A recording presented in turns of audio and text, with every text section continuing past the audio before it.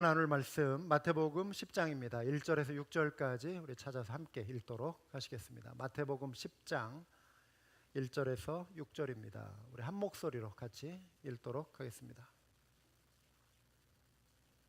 같이 읽습니다.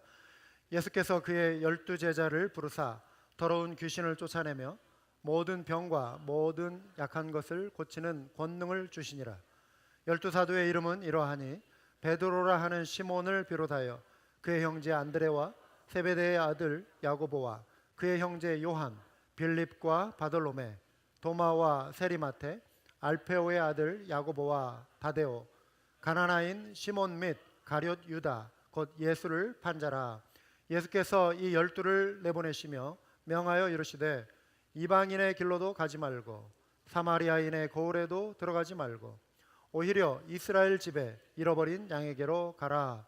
가면서 전파하여 말하되 천국이 가까이 왔다 하고 병든 자를 고치며 죽은 자를 살리며 나병 자를 깨끗하게 하며 귀신을 쫓아내되 너희가 거저 받았으니 거저 주라. 아멘.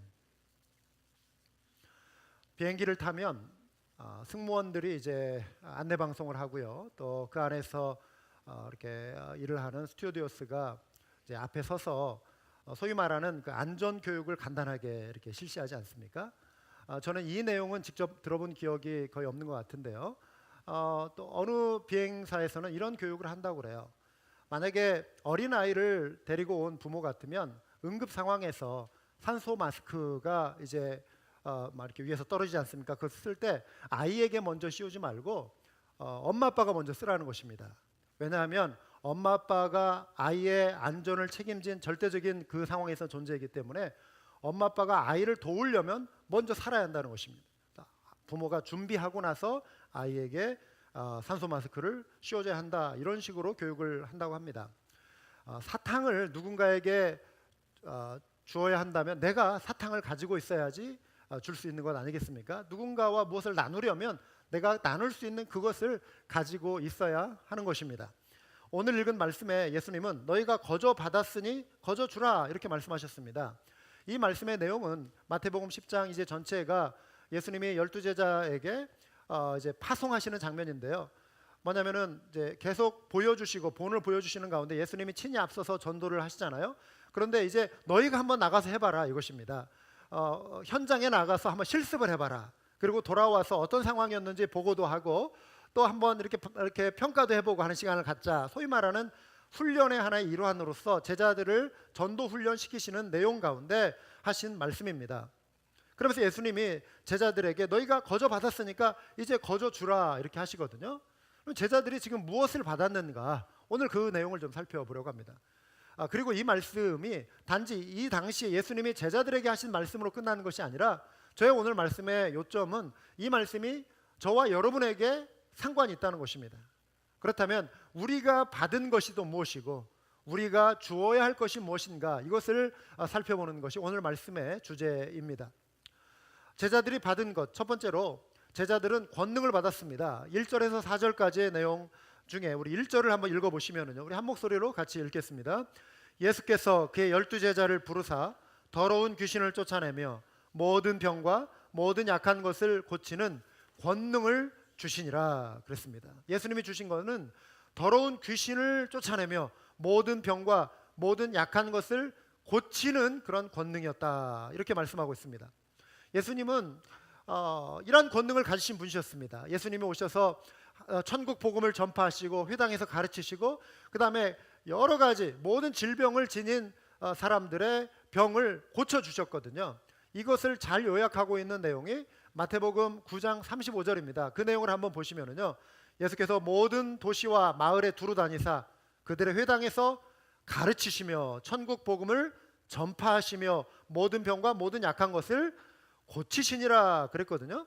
그러니까 예수님이 병을 고치시고 귀신을 쫓아내신 것은 하나님의 아들로서 갖고 계신 권세였단 말이죠. 그런데 그 권세를 지금 그 권능을 제자들에게 주시겠다는 거예요. 그러면 예수님이 하신 그 일을 똑같이 제자들도 할 수 있게 되는 것입니다.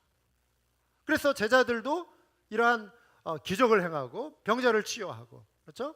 또 귀신들을 쫓아내는 어둠의 권세를 물리치는 그러한 권능을 행사할 수 있는 그 권세를, 위임을 지금 받는 거예요.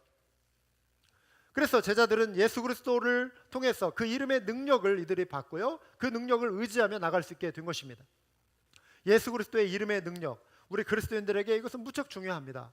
누가복음 10장 17절은 같은 사건을 다른 장면에서 묘사한 내용입니다. 마태복음에서는 지금 12제자를 보내시는 것으로 나오는데, 누가복음에서는 12제자 외에 예수님을 따라다니는 무리가 또 많이 있었다라고 하는 걸 보여줘요. 70명이 또 따라다녔습니다.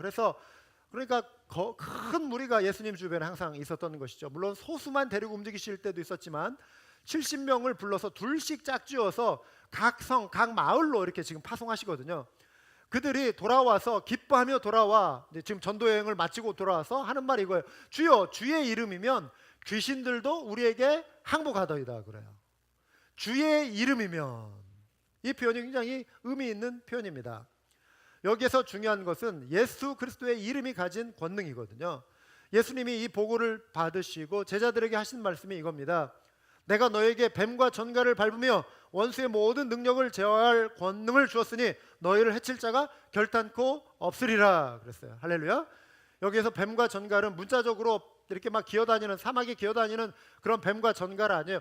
예수님이 하라고 했으니까 가서 한번 시험 삼아 밟아보자, 이게 아니라 이거는 상징적인 표현입니다. 원수마귀를 상징적으로 표현하는 거예요. 원수마귀, 어둠의 세력을 제어할 수 있는 권세를 주었다. 우리 가운데 흑암의 세력이 지금도 역사하고 공중의 권세 잡은 자가 역사합니다. 지금도 영적인 존재가 있어요. 실체가 있어요. 근데 예수의 이름으로 우리가 대적할 수 있다, 그런 거예요.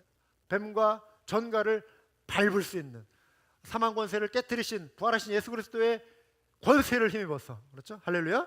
우리가 어둠의 세력을, 사단 마귀의 권세를 물리칠 수 있는 존재가 되었음을 믿으시기 바랍니다.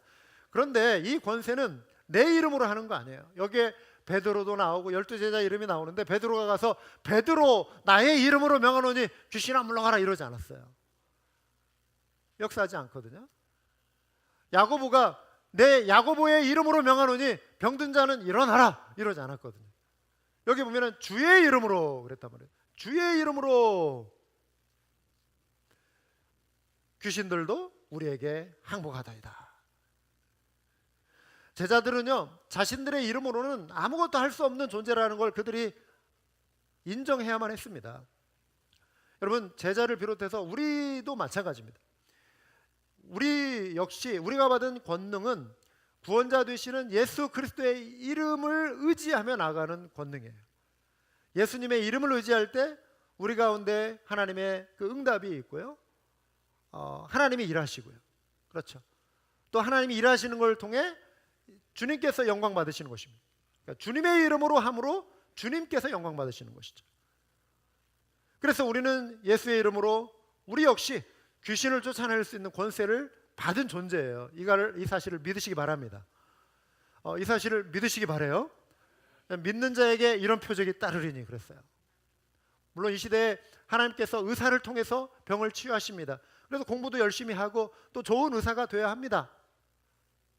이건 사실입니다. 그런데 하나님께서 그러한 것도 일하시는 방법이에요.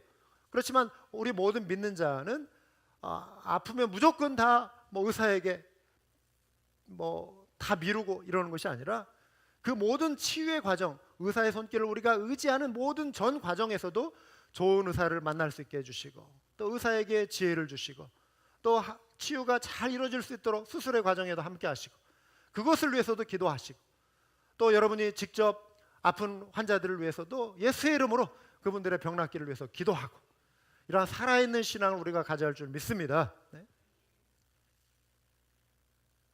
우리는 신학적인 이유로 이 시대에는 이런 권능이 없다, 이거는 초대교회나 성경에 기록된 이야기일 뿐이지 어떻게 이 시대에 이렇게 예수님이 보여주신 일들을 우리가 경험할 수 있느냐, 아예 단정하고 시도조차 하지 않으려고 하는 성향들이 있거든요. 그러면 안 되는 것입니다. 그러니까 믿고 믿음으로 나아가야 하는 거예요. 그럼 박 목사님 혹시 온도 좀 조절해 주실래요? 좀 더우신 분들이 있는 것 같은데. 자, 여기에서 예수 이름으로 우리가 병 낫기를 구하는 그 권능을 우리가 힘입기를 원하고요. 그런데 여기에서 또 생각해 봐야 할 다른 권능이 있는데 그거는 복음의 권능입니다. 2절에서 4절까지 보시면 12제자의 명단이 나오는데요. 여기 보면은 다양한 부류의 사람들을 예수님이 지금 품고 계시는 걸 볼 수 있습니다. 베드로, 떠오르는 그 이미지가 무엇입니까? 주님 가시는 데라면 저는 어디든지 가겠습니다 했어요. 주를 위해 죽겠습니다 했어요. 그러니까 주님을 끔찍이 사랑하는, 이거는 베드로의 본심이었을 거라고 봐요. 그런 열정의 소유자였거든요. 베드로와 정반대의 성향을 지닌 제자가 한 명 있습니다. 맨 마지막에 또 이름이 나와요. 그 사람은 가룟 유다죠. 예수님을 배반하고 판자했습니다. 신앙적으로도 큰 차이가 있어요. 그런데 예수님은 자기를 팔자인 것을 아시면서도 가룟 유다를 품고 가시는 것이죠. 또 세리마테라고 하는 인물이 있습니다. 12제자 중에 유일하게 직업이 명시되어 있는 인물이에요. 세금을 거두는 사람입니다. 요즘에 어떤 세무서 직원은 좋은 직업이지만 예수님 당시에 세금을 거두는 사람은 사람들이 별로 좋아하지 않는 사람이에요. 왜냐하면 로마 정부 밑에서 일하는 사람이거든요. 그래서 로마 정부의 하수인 역할을 하는 거예요. 앞잡이, 소위 말하는 일제 시대 때 뭐 일제 앞잡이 뭐 이런 표현, 굉장히 지금 그런 표현들은 수치스러운 표현이잖아요. 우리 민족은 막 고생하는데 민족의 피를 빨아서 일본에 갖다 바치고 뭐 이런 식의 어떤 이미지잖아요. 그러니까 세리마테는 그런 그 입장에서 볼 때는 뭐라 할까요? 결코 좋은 소리 들을 수 없는 그런 입장이에요. 그런데 또 세리마테와 정반대의 성향을 가진 제자가 한 명 나옵니다. 가나나인이라고 하는 사람인데 그 시몬이에요. 이름이 시몬. 이 사람은 열심당원입니다. 지하 하나의 그 혁명 조직이라고도 할 수 있어요. 그래서 로마의 압제를 정치적으로 벗어나기 위해서 비밀 결사 조직을 꾸려서 움직이는 사람, 필요하다면 무력을 행사할 수 있는 하나의 그런 폭동을 일으킬 수 있는 그런 사람들이었거든요. 그런데 그 열심당원인 시몬도 지금 예수님의 제자의 무리에 합류해서 예수님을 따르고 있는 것이죠. 요즘 뭐 그리스도인들 사이에서도 뭐 정치적인 어떤 견해가 차이가 있을 수 있겠죠. 바라보는 시각에 따라서 좀 더 보수적인 입장을 취하는 분들도 있고 좀 더 진보적인 입장을 취하는 분들도 있어요. 그런데 우리가 참 주님의 이름으로 한 형제자매 되었다고 하지만 정치적인 이야기가 나오면은 서로 언짢아지고 이게 논쟁이 되고, 우리가 좀 성숙하게 그냥 좋은 토론은 좋은데 정치 이야기하다 보면 이렇게 싸우는 경우들이 굉장히 많아요. 그리고 굉장히 이렇게 갈라서, 그래서 우리나라 같은 경우도 뭐 진보와 보수, 진보 쪽에 속한 그리스도인들 있고 보수 속에 있는 그리스도인들이 있어요. 그런데 굉장히 이렇게 좀 적대적인, 그리스도 안에 있다고 하면서 정치적인 이슈로 어떤 마음의 깊은 앙금을 가지고 있는 그런 그 골이 있죠. 그래서 정치적인 견해가 다르면 예수의 이름으로 명하노니 물러가라. 예수의 이름을 다른 데 사용해야 하는데 예수의 이름으로 명하노니 나와 견해가 다르면 물러가라. 이러한 식의 어떤 그런 적대적인 성향을 가질 수 있는 것이죠. 그런데 이러한 그 예수님의 그러한 모습을 보면은 그 복음의 능력이 얼마나 크고 귀한지 그 능력 아래 녹아지는 거예요. 사실 이 세상에 이런 어떤 그 견해들, 이런 차이들은 그 복음의 위대함에 비해서 아무것도 아닌 것들이잖아요. 그 상대적으로 치면은. 그런데 오히려 복음을 위해 우리가 목숨을 걸어야 하는데 오히려 그리스도인들이 복음이 아닌 나와 다른 견해, 내가 지향하는 어떤 또 다른 이념을 위해 막 목숨을 걸려고 하는 경우들이 있거든요. 그건 견해 차이고 존중하고 상호 보완적으로 가면 좋은 거예요. 안 그렇습니까?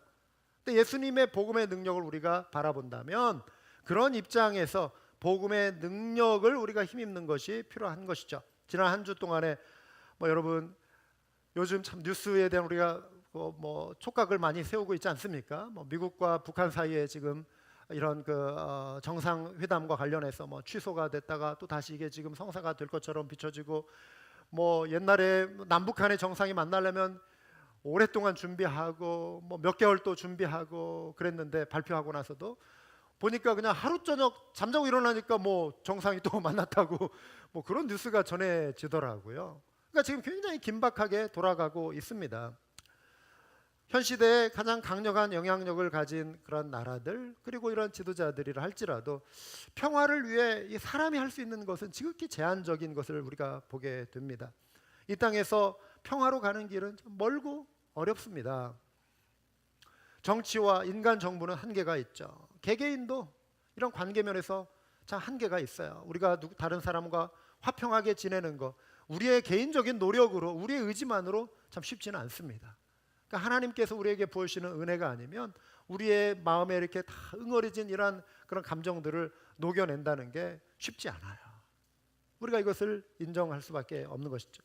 그런데 우리가 복음의 능력에 사로잡히면 복음은 우리를 이렇게 노래하게 만들어요. 우리 찬송가 중에 이런 찬양 있지 않습니까? 산천도 초목도 새 것이 되었고 죄인도 원수도 친구로 변한다. 새 생명 얻은 자 영생을 누리니 주님을 모신 맘 새 하늘 이로다. 그러니까 복음의 능력은 죄인도 원수도 친구로 변한다. 할렐루야. 복음의 능력은 파괴되고 무너진 인생, 그리고 파괴되고 무너진 세상을 치유하고 고칠 수 있는 가장 근원적인 능력이 되는 것입니다. 그것이 바로 십자가와 부활의 능력이에요. 사랑하는 여러분, 이 복음의 능력을, 세상을 치유할 이 능력을 주님께서 우리에게 주셨다라고 하는 사실, 이 사실을 믿으시기 바랍니다. 그렇다면 우리가 우리의 삶 속에서 이 능력을 적용할 수 있어야 하는 거예요. 그리고 이 능력을 우리가 알아야 하는 것입니다. 우리 어린 시절에 초등학교 때 뭐 구구단 배우지 않습니까? 우리 한국은 9단까지만 가르치잖아요. 근데 뭐 인도는 몇 단까지 가르친다고요? 네? 12단? 12단까지 가르치나요? 19단까지 가르쳐요? 수학 공부를 9구단을 이제 외우는데 12단까지 외우는 어떤 손녀가 있었다고 그래요. 그래서 12단까지 열심히 다 외우고 할아버지 앞에 딱 갔어요. 그러면서 할아버지 저는 이제 더 이상 뭐 산수 공부할 필요가 없어요. 뭐 12단까지 다 공부했거든요.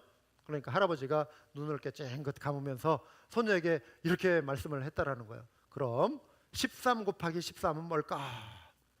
이렇게 물었다는 거예요. 13 곱하기 13은 뭘까? 그러니까 손녀가 이렇게 말하더래요. 할아버지, 바보같이 왜 그래요? 그런 건 없어요. 그러더래요. 그런 건 없어요. 그러니까 손녀가 살아가는 세상 속에, 손녀가 알고 있는 세상 속에 구구단하면 그냥 12단까지만 있는 거죠. 어떤 의미일까요? 이걸 우리의 어떤 영적인 생활과 비교해 보면요, 예수 그리스도 안에 놀라운 권능이 있단 말이죠. 근데 이건 우리가 아직 경험해 보지 못한 권능일 수 있어요. 우리가 가까이서 접해 보지 못한 권능이 있어요. 그런데 구하고 사모하면 주시는 권능이에요. 그런데 우리는 마치 12단이 전부인 것으로만 생각하고, 즉 내가 지금까지 받은 은혜, 지금까지 그냥 경험한 이것이 전부인 것으로 알고 그 이상 부어주실 수 있는 하나님의 능력을 사모하지 않는다는 거예요. 그냥 현재에 만족하고 있는 신앙. 예수님이 살아가신 삶의 방식, 예수님이 보여주기 원하시는 그 능력이 얼마나 위대한지 우리가 알려고조차 하지 아니하고 그냥 멈춰버린 그러한 신앙이 되어서는 안 된다라고 하는 것을 보여주는 것이죠. 여러분, 신앙의 정체성, 그러니까 정체된 신앙의 안주에서 현 상태에 그냥 만족하고 살아가는 신앙은 우리 주변에 어떠한 영향도 미칠 수가 없어요. 영향을 끼칠 수가 없는 것입니다. 변화를 이룰 수가 없는 것입니다. 끊임없이 내 경험 이상의 이루시는 하나님의 능력을 사모해야 하는 거예요. 이게 우리 그리스도인의 삶에 자세해야 할 줄 믿습니다. 우리가 세상에 있지만 우리는 세상에 속한 존재는 아니지 않습니까? In the world, but not of the world. 세상 안에 살아가지만 세상에 속한 존재가 아니기 때문에 세상과 다른 방식으로 살려고 하는 그런 고민들이 우리 그리스도인들에게 있어야 돼요. 이 고민을 하셔야 돼요. 끊임없이 나는 세상 속에 그리스도인으로 어떻게 내가 하나님의 말씀을 적용하며 내 가정에서, 내 직장에서, 일터에서, 학교에서 그것을 구체적으로 어떻게 적용하며 살아갈 것인가, 이거를 우리가 끊임없이 고민해야 하는 것입니다. 자본주의의 최첨단을 걷고 있는 미국 사회 속에서 우리 그리스도인도 자칫하면 이 자본주의의 물결에 확 파묻혀가지고 탐욕의 포로가 되어 살아갈 수가 있어요. 탐욕의 일단 포로가 되면 어떤 거죠? 끊임없이 계속 우리는 뭔가를 원하고 만족이 없이 계속 경쟁하고 비교하고 더 많이 갖고 싶고 더 많이 늘려가고 싶고, 그러면 내 마음에 안식이 없는 것입니다. 가져도 끝이 없는 거죠. 그래서 우리들은 세상에 있으나 세상의 다른 방식으로 우리가 보면서 지금 현재 나에게 주어진 것 감사하는 연습을 해야 돼요. 감사하셔야 돼요. 그리고 주시는 것에 만족해야 하는 것입니다. 그러한 감사를 매일매일 우리 입술을 통해 고백해야 돼요. 할렐루야. 우리 따라서 해볼까요? 감사합니다.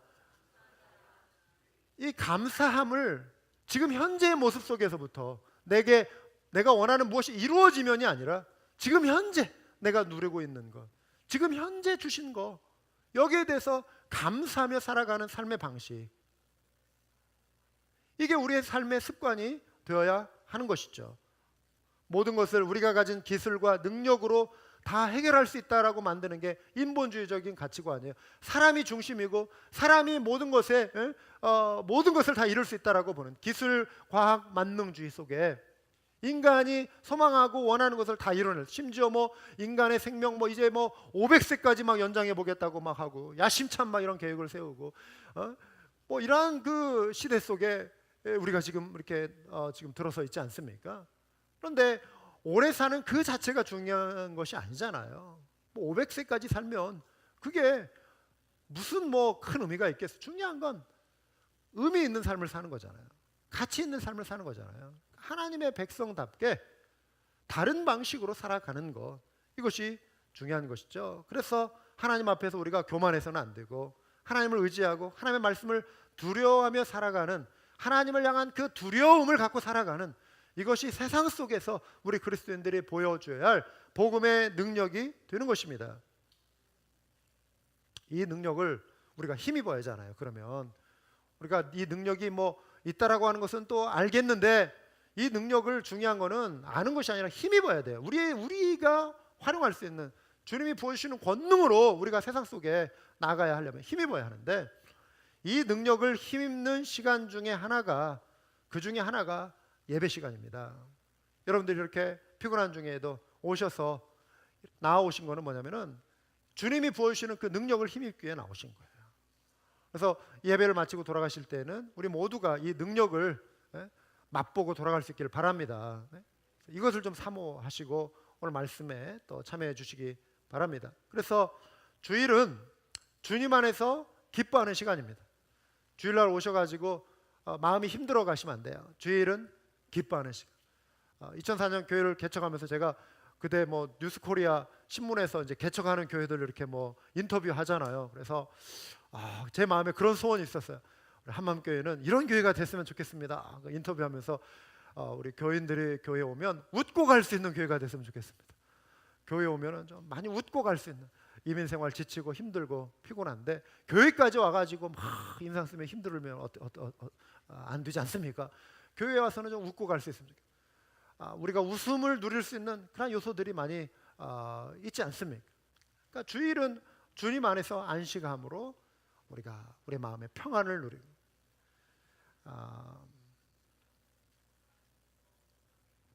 주님 안에서 내 영혼의 안식을 누리는 시간, 또 세상을 살아갈 영적인 힘을 충전받는 시간.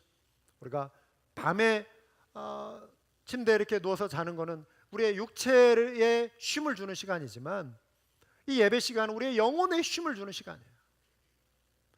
주님과 바른 관계를 누릴 때 내 영혼이 잘 되면 육체의 한계도 때로는 뛰어넘을 수 있는 힘이 나오잖아요. 마음이 힘들면 아무리 오래 쉰다고 해도 그 삶에 쉼이 없잖아요. 그러니까 영적으로 내가 바로 서야, 그렇죠? 이 세상을 이길 수 있는 힘이 생기는 거예요. 그러니까 주일 예배에 여러분들이 나오신 거는 여러분이 일주일에 선택하실 수 있는 많은 삶 중에 가장 최고의 선택인 거예요. 할렐루야.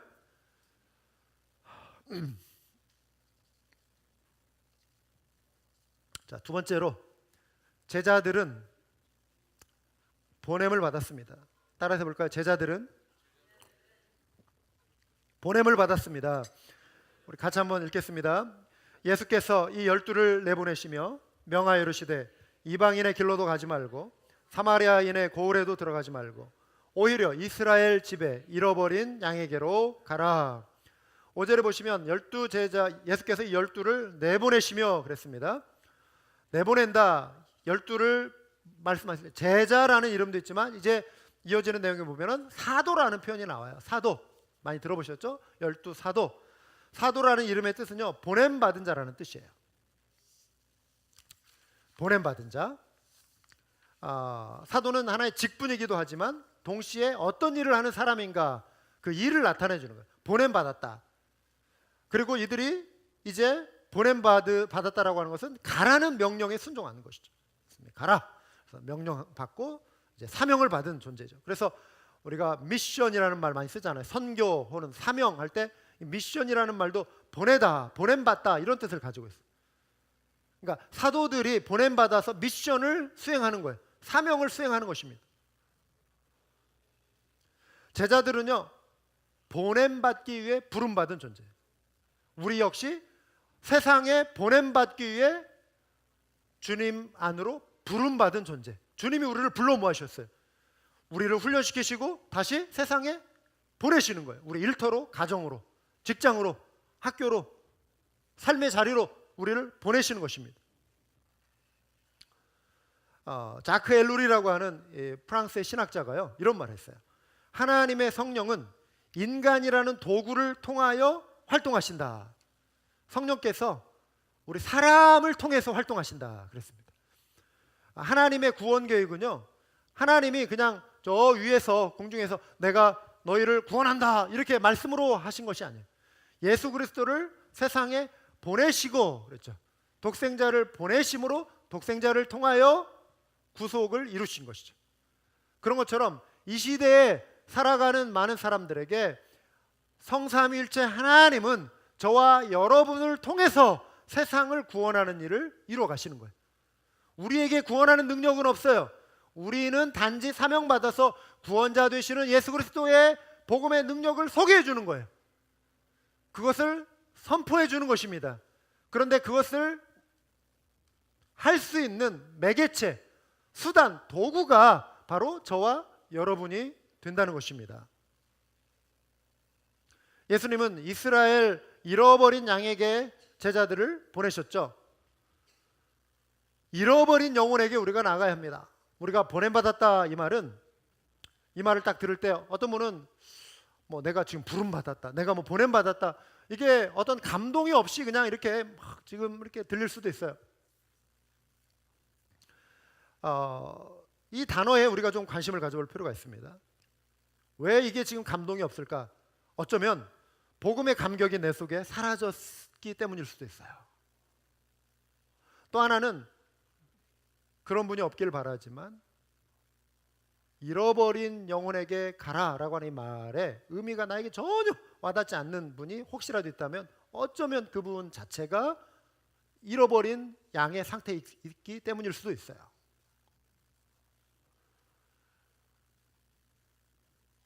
잃어버렸다라고 하는 건 뭐냐면 주님과의 관계가 단절된 거예요.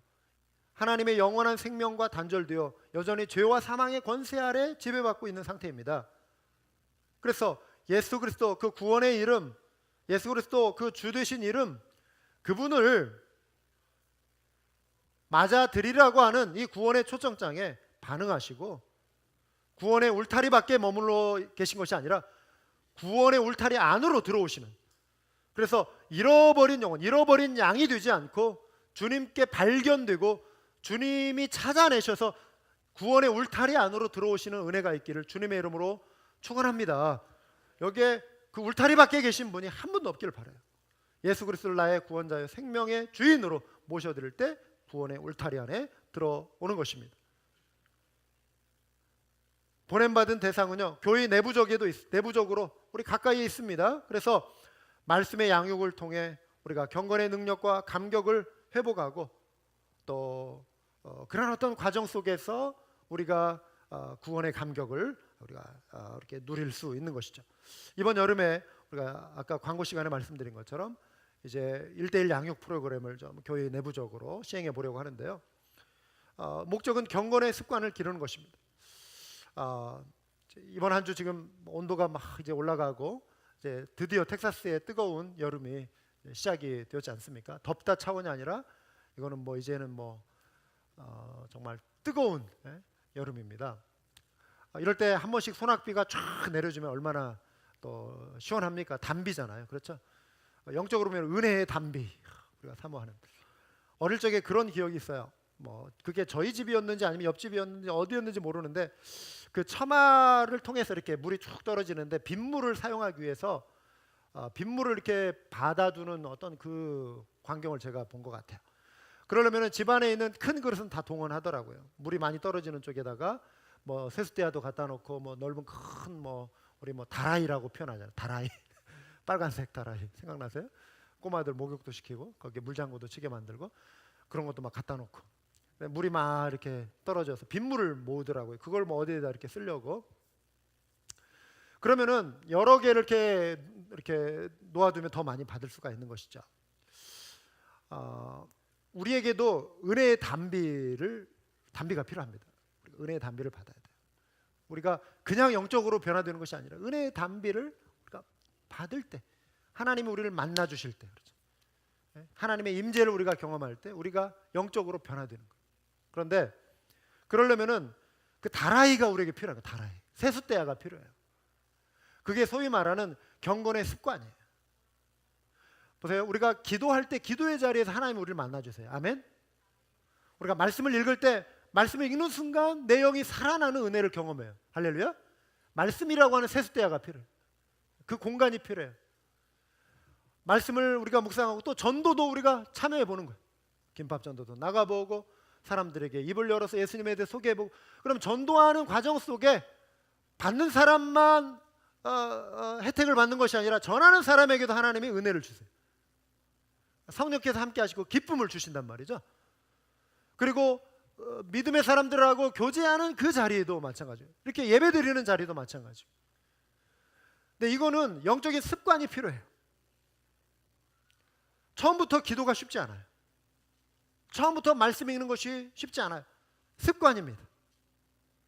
이 습관을 길러주는 것이 1:1 양육 훈련이에요. 그러니까 내가 그냥 아까 말씀드린 것처럼 가만히 있어서는 내가 성장할 수 없고 그 능력 이상을, 내가 현재 맛본 그 이상을 경험할 수가 없기 때문에 우리가 이러한 훈련에 나 자신을 내어놓자는 것이죠. 사랑하는 여러분, 우리는 하나님의 말씀 앞에 서야 합니다. 말씀 앞에 부름받아 그래서 나의 영적인 상태를 살펴보고 우리의 신앙을 회복해야 돼요. 그런데 내가 어떻게 신앙이 회복이 되는가? 그거는요, 다른 무엇이 아니라 아까 말씀드린 것처럼 하나님의 성령은 하나님께서 보내신 하나님의 사람들을 통해서 일하신다 그랬단 말이죠. 그럼 우리의 신앙의 성장은 그냥 거저 이루어지는 것이 아니라 하나님이 나를 위해 보내주신 하나님의 사람들을 통해서, 그 사람들과의 만남을 통해서 내 신앙이 변화되는 거예요. 그게 뭐냐면 이러한 성경을 가지고 이렇게 말씀을 나누죠. 그래서 누군가 여러분에게 찾아와서 집사님, 저랑 같이 우리 한번 7번 정도 만날까요? 일주일에 한 번 정도 만나서 우리 말씀 가지고 같이 교제해요. 뭐 1시간 정도면 될 것 같아요. 우리 자매님, 우리 한 일주일에 한 번 정도 어느 시간이 좋으세요? 우리 같이 뭐 차 한잔 마시면서 한번 제가 우리 집사님 집으로 가도 좋고요. 아니면 어디에서 만나도 좋아요. 우리 말씀 가지고 우리 신앙생활에 대해서 좀 같이 좀 나눠봐요. 한 7번 정도 우리 한번 같이 하면서 우리 신앙을 좀 이렇게 키워가면 어떨까요? 누군가 만약에 여러분에게 찾아오면 이분을 지금 하나님이 나의 신앙 성장을 위해서 지금 보내시는구나, 그렇게 받아들이시길 바라요. 아멘. 이러한 어떤 이런 역동성, 이런 어떤 만남, 부딪힘 이런 것이 없으면 나는 그냥 1년이 지나도 5년이 지나도 10년이 지나도 신앙이 퇴보했으면 퇴보했지 성장이 안 돼요. 성장이. 이런 어떤 접촉이 필요한 거예요. 디즈니랜드를 창시한 사람이 누구죠? 월트 디즈니 아닙니까? 이분이 이런 말을 했대요. 나는 내가 만난 모든 사람의 부분들로 이루어졌다. 나는 내가 만난 모든 사람들의 부분들로 이루어졌다. 즉 내가 지금까지 이렇게 나라고 하는 사람이 이렇게 형성될 때까지 내가 지금까지 만난 수많은 사람들이 나의 모습을 만들어줬다는 거예요. 예? 이런 세모 조각의 어떤 이것도 던져서 이렇게 꾸며주고 나를 조합시켜주는, 영향을 주었다 이 말입니다. 나의 신앙 형성도 마찬가지라는 거예요. 내가 만나는 사람들을 통해 나의 신앙이 형성이 되었다. 어느 누구도 자기 혼자서 스스로 신앙을 깨우치고 성숙한 사람이 없다라고 하는 거예요. 중앙아시아에 타트르라고 하는 그 부족이 있답니다. 이 사람들은요, 이제 뭐 부족 간에 막 이런 전쟁도 일어나고 막 그러지 않습니까? 그러면 어떤 그 적이 생기잖아요. 적에게 사용하는 욕설이 있대요. 그러니까 가장 끔찍한 욕설이 뭐냐면 뭐 꺼져버려 이런 말이 아니라 죽어버려 이 말이 욕설이 아니랍니다. 뭐냐면 영원히 한 곳에서만 죽치고 있어라, 이 말이 저주에 가까운 욕이었다고 합니다. 이 말이 어떤 의미냐면 변화를 거부하고 현재의 상태에서만 머물러 있어라. 너는 그냥 발전하지도 말고 성장하지도 말고 그냥 거기에서 그냥 죽치고 있어라. 이 말이 이 부족 사람들이 원수에게, 적에게 하는 최고의 욕설이었다는 거예요. 그러니까 영적으로 보면은 영적인 상태에서 그냥 한 곳에서 그냥 그 상태로 머물러 있어라, 이 말을 우리가 모욕감으로 여길 수 있어야 한다는 거예요.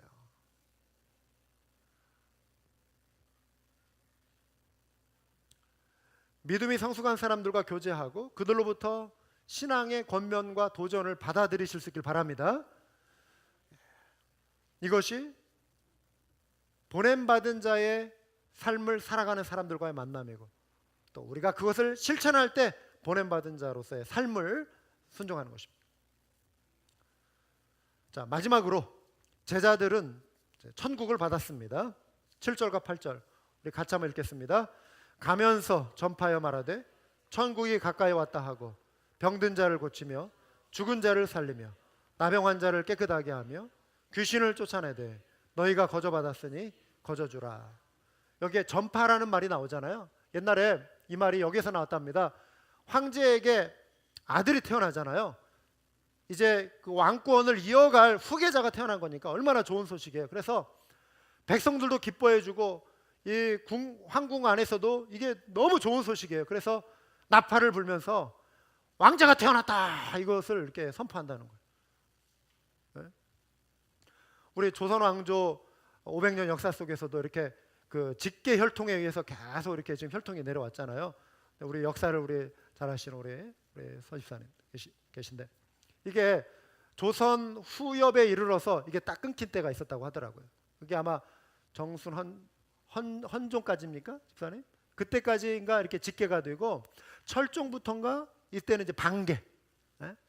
그러니까 그 바로 직계가 아닌 막 그 이전에 뭐 아재 뭐 할아버지에서도 퍼져 있는 그런 쪽에 어떤 그 왕실 한 사람을 데려다가 이렇게 시골 소년, 그 뭐 철종이죠, 데려다가 왕으로 삼았. 왕의 혈통을 바로 이어갈 수 있는 그 왕자가 태어나는 것은 놀라운 일이고 기쁜 일이에요. 왕자가 태어났다. 그래서 전파한다는 말이 여기에 전파한다, 이런 의미라고 하는 거죠. 좋은 소식을 전해줘. 그런데 여기에 좋은 소식은 천국이 가까이 왔다, 하나님의 통치가 우리에게 임하였다, 이것입니다. 그러니까 하나님이 우리를 통치하실 때 우리에게 하늘의 그 기쁨을 우리가 맛보게 되고, 하나님이 다스리시는 나라 속에 인간의 고통, 인간의 이 슬픔 이란 것을 녹여내고 극복하게 할 수 있는 하늘의 영광, 하늘의 평화가 임했다, 구원이 임했다, 이것이죠. 그런데 이것을 오늘 본문에 보니까 거저 받은 것이다 말씀합니다. 우리의 공로로 받은 것이 아니라는 것입니다. 구원은 하나님이 우리를 위해 행해 주신, 그리스도를 통해 이루어 주신 것이죠. 예수님은 제자들에게 가서 고치라, 가서 살리라, 깨끗하게 하라, 자유하게 하라, 이렇게 명하셨습니다. 세상은 온통 마음이 상한 자들, 고통 속에 있는 자들, 영적으로 죽어 있는 이들, 그리고 뭔가에 묶여 있는 자들, 자유한 것 같은데 묶여 있는 자들이 굉장히 많아요. 무엇인가 이렇게 중독되어 있고, 무엇인가 이렇게 빠져 있고,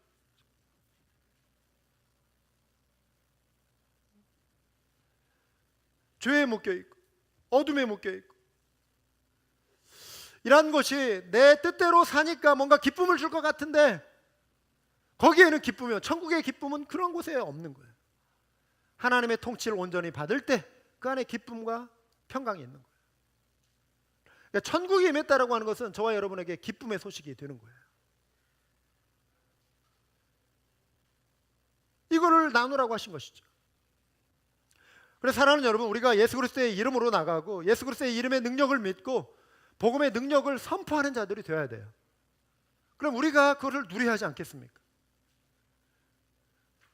마귀의 세력에 신음하는 이들에게 부활하신 예수 그리스도의 권능으로 뱀과 전갈을 받는 그 권세로 세상 가운데 정말 거룩한 승부수를 던질 수 있는 우리 그리스도인들이 되어야 할 줄 믿습니다. 그러려면 우리가 신앙의 부흥을 경험해야 하는데, 이 부흥을 당신의 필요하다, 어느 교회가 필요하다, 한국 교회가 지금 어려워지니까 한국 교회의 부흥이 필요하다, 미국 교회의 부흥이 필요하다, 이렇게 너무 크게 말할 것이 아니라 나 한 사람에게 먼저, 나 자신에게 먼저 적용해 보자는 것이죠. 어려운 것 같지만 사실 그리 어려운 것이 아니에요. 부흥을 경험한다는 것이 어려운 것이 아닙니다. 여러분, 부흥의 방법을 우리가 몰라서 맛보지 못하는 걸까요? 그런 분은 거의 없어요. 신앙생활을 어느 정도 하신 분은 어떨 때 내가 영적으로 살아나는가 압니다. 무지가 문제가 아니라 의지가 문제인 거예요. 의지. 내 속에 하나님의 부흥이 임하기를 정말 내가 간절히 원하는가, 내가 정말 사모하는가, 내가 하나님의 은혜를 맛보기를 정말 열망하는가, 여기에 문제가 있는 거예요. 여기에 열쇠가 있는 것입니다. 부흥은요, 그 원리는 똑같아요. 우리가 그 원리 속에 나 자신을 집어넣으면 우리 속에 신앙 부흥이 일어납니다. 어떤 거냐면 나의 죄를 살피는 거예요. 죄를 회개하고 끊임없이 하나님과의 말씀에 비춰봐서 내가 말씀에서 멀어져 있는 것이 무엇인가를 살피고 걸러내고 돌이키고 하는 작업을 계속하는 거예요. 그러면 어떻게 돼요? 하나님과 가까워질 수밖에 없어요. 하나님과 우리 사이를 가로막고 있는 것이 죄이기 때문에 내가 죄의 문제를 다루기 시작하면 하나님과 가까워지는 거예요. 그리고 죄를 멀리하게 되는 것이죠. 거기에 부흥이 많은 거예요. 안 그렇습니까? 말씀을 가까이 하고 순종해 보려고 하는 거예요. 작은 말씀이라 할지라도 나에게 오늘 주시는 그 말씀을 붙들고 씨름하는 거예요. 이걸 내가 안 들어서 몰라서 못 지키는 것이 아니라 성경을 펼쳐보면 다 나오잖아요. 그러면 그 말씀을 내가 실천하고자 하는 의지를 가지고 무릎 꿇고 말씀 앞에, 그러면 내 속에 신앙 부흥이 일어나는 것입니다. 성령의 음성에 민감하게 반응하려고 결단하면 부흥이 임하는 거예요. 세상에 많은 소리들이 있잖아요. 그런데 세상에서 우리가 듣는 수많은 그런 매스컴의 이런 미스미디어, 정치, 경제, 사회, 문화의 그런 소식들을 많은 걸 듣는데 우리가 성령의 음성을 듣는 시간은 하루 중에 얼마를 할애하고 있는가? 내가 일터에서 내가 움직이면서 운전할 때 하나님 앞에 내가 묻고 성령의 음성 가운데 내가 음성에 귀 기울이려고 살아가고 있는가? 그렇게 하면 신앙 부흥이 일어나는 거예요. 이런 분들이 하나 둘 모이면 그들의 조합이 부흥의 물결이 되는 거예요. 작은 지류가 거대한 물결을 만드는 거예요. 그러니까 다른 무엇, 한국 교회, 미국 교회, 우리 이런 교회도 필요하죠. 해야 합니다. 그렇지만 그 이전에 동시에 나에게 부흥이 임하여 주기를 원하는 그 의지, 그 사모함이 필요하다. 그런 것 없이는 우리는 그냥 이렇게 그냥 흘러가고 말아요. 교회로서는 그냥 존재하겠지만 이 세상에, 이 포토스 땅에 영향력을 행사할 수 없게 되는 것입니다. 내가 살아가는 현장에서 안타까움을 가지고, 그래서요, 하나님의 임재를 맛보게 해줄 수 있는, 하나님은요 보이는 하나님이지만, 보이지 않는 하나님이지만 동시에 보이는 하나님이에요. 하나님은 영이시기 때문에 우리가 하나님을 볼 수 없어요. 그런데 하나님을 볼 수가 있어요. 예수님을 통해 우리가 하나님을 볼 수 있다고 그랬죠. 나를 보는 자가 아버지를 보는 자인데 어떻게 너희가 자꾸만 나를 보여달라고 하는, 하나님을 보여달라고 하느냐? 나를 본 자가 아버지를 보았다, 이렇게 말씀하셨잖아요. 이 시대에 우리가, 교회가 하나님이 있는 걸로 한번 증명해 보세요. 그럼 내가 믿겠습니다. 그럴 때 교회가 하나님의 말씀대로 살고자 하는, 그러한 세상과 다른 삶의 방식으로 이렇게 살아가는 그런 모습들을 통해서 저들을 보면 정말 하나님이 살아계신 것 같다라고 하는 그 어떠한 그 감동을 줄 수 있는 그 감동의 그 자리에 하나님의 임재가 머무르는 것. 사실 부흥을 경험하고 내 심령이 뜨거워질 때 이거는 누가 하라 하지 않아도 우리는 움직이게 되어 있잖아요. 안 그렇습니까? 전도하지 말라고 해도 하게 돼요. 억지로 하는 것처럼 힘든 게, 억지로 하면 뭐든지 힘들겠지만 특히 전도는 더 힘들어요. 감동이 있을 때. 우리가 한국, 여기 다 한국 분들이네요.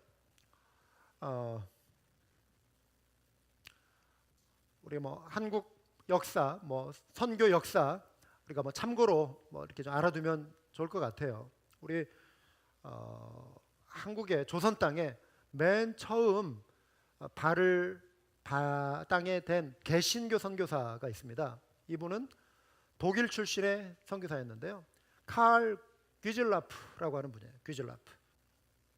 태국에 왔던 분인데 중국에 대한 소식도 듣고 또 조선에 대한 소식을 들었어요. 그래서 태국에서 어느 정도 일을 한 다음에 조선에 가고 싶었어요. 그래서 배를 타고 중국을 경유해서 조선에 이렇게 오게 됐는데 황해도 그 연안에 이렇게 배를 댔다가 또 여의치 않아서 또 남쪽으로 해가지고 충청도에 배를 댔습니다. 거기에 이제 관원들이 나왔죠. 그러니까 외국인이 왔는데 이분이 어느 정도 또 한국말을 이렇게 조금 이렇게 익히고 그러면서 한문을 가지고 또 대화를 이렇게 하면서 관원에게 요청하기를 내가 이 조선하고 무역을 좀 트기 원한다. 그러면서 여러 가지 물건들 팔고 살 수 있는 그런 물건들도 배에 또 이렇게 싣고 왔어요. 그러면서 이제 복음의 문을 열어가려고. 그러니까 이제 그 편지를 써서 주니까 그걸 가지고 한양에 급히 달려간 거예요. 거기 가가지고 왕의 말을 듣고 왔는데 뭐라고 하냐면은 우리는 중국의 허락 없이는 서양의 문을 열 수 없다. 이 말을 합니다. 그러자 이제 이분이 그냥 거기에서 포기하고 다시 되돌아갑니다. 그런데 그가 그 소식을 기다리는 동안에 그 충청도 연안에 이렇게 머물러 있는 동안에 이렇게 한문으로 기록된 성경도 사람들에게 전해주고 그 다음에 포도나무 재배법도 가르쳐주고 그 이전에 감자를 이미 개발했다는 얘기도 가꾸고 있었다는 그런 얘기는 있어요. 그런데 또 감자 심어서 이렇게 재배하는 방법도 이분이 또 가르쳐줬다. 이때가 뭐냐면은 1832년이에요. 그래서 어떤 분은 우리 한국 개신교의 선교 역사를 1884년에서 1832년으로 수정해야 한다. 이렇게 주장하는 분들도 있어요. 1884년 52년이 지난 이후에 최초로 이제 공식적으로 알렌이라고 하는 선교사가 우리 한국 땅에서 의사였지만 선교 사역을 시작합니다. 이 귀즐라프가 되돌아가서 책을 씁니다. 자기의 경험을 기록한 내용이 이런 내용이에요. 이분이 뭐라고 썼냐면 어쨌든 이는 그 조선 방문이에요. 하나님의 역사였다. 하나님의 역사였다. 이 땅에 뿌려진 하나님의 진리의 씨가 소멸되리라고 나는 믿지 않는다. 하나님의 영원한 섭리로서 그들에게 하나님의 자비가 미칠 날이 오고야 말 것이다. 우리는 이 날을 기다리고 있다. 한편 이 날을 오게 하기 위하여 십자가의 도를 애써 전파하지 않으면 아니 될 것이다. 하나님께서 이 미약한 첫 방문 사업도 축복할 수 있다고 성경은 가르치고 있다. 우리는 조선 땅에 광명의 아침이 찾아오기를 기다려야 한다. 1832년에 독일에서 우리와 아무 연고가 없는 그분이 그렇죠? 우리 이 땅에 와서 이 땅에 복음의 문이 열리기를 구하고 문을 두드렸던, 기도했던, 소망했던. 그런데 그 기도를 하나님이 들으신 거예요. 하나님이 들으신 거예요. 그래서 50년 뒤에 1882년에 이제 조미 그 수호 조약이 체결되지 않습니까? 그래서 그 다음 2년 후에 정식으로 합법적으로 서양인들이 들어와서 활동하고 복음이 들어온 거예요. 오늘 우리가 다룬 말씀이 그거잖아요. 우리가 보냄받은 존재다. 어떤 분은 마음이 꽉 닫혀있는 사람이라 할지라도 기도하세요. 그 가정에, 그 개인에게 복음이 오도록. 저와 여러분을 그들에게 하나님이 미션으로, 선교로 보내시는 것입니다.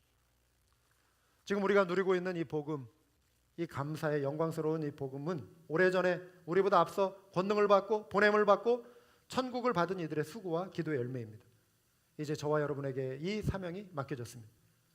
그래서 교회 차원에서 하는 이 김밥 전도도 좋고, 우리 주변에서 개별적으로 행하는 전도도, 누군가의 마음이 닫혀 있다 할지라도 우리가 하나님의 구원의 은총이 그분에게 임하기를, 구할 때 언젠가는 귀한 결실을 얻게 하실 것입니다.